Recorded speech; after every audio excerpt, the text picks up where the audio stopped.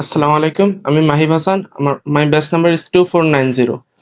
আমি হেক্সাসের স্পোকেন ব্যাচের একজন স্টুডেন্ট এবং এবার এসএসসি পরীক্ষায় জিপিএ 5 পাওয়ার কারণে এখান থেকে একটা সার্টিফিকেট দেওয়া হয়েছে, যেটা আমাদের জন্য খুবই মোটিভেশন হিসেবে কাজ করবে এবং এটা সামনে আমাদেরকে এগিয়ে যেতে অনেক হেল্প করবে।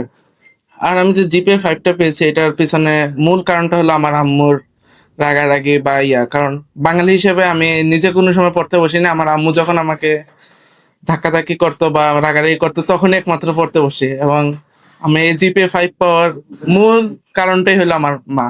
তাই আমি তাকে ধন্যবাদ জানাতে চাই। Thank you. আসসালামু আলাইকুম, আমার নাম মাহমুদ হাসান রুমান।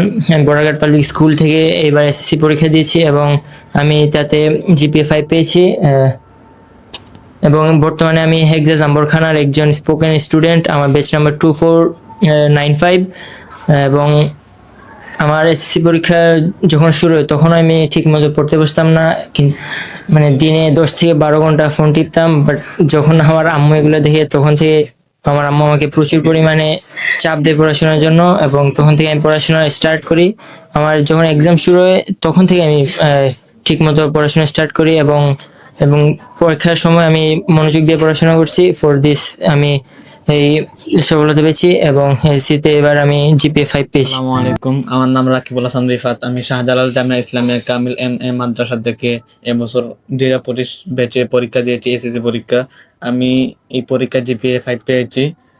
বর্তমানে এখন আমি হেক্সাস আম্বরখানা ব্রাঞ্চের একজন স্টুডেন্ট স্পোকেনের।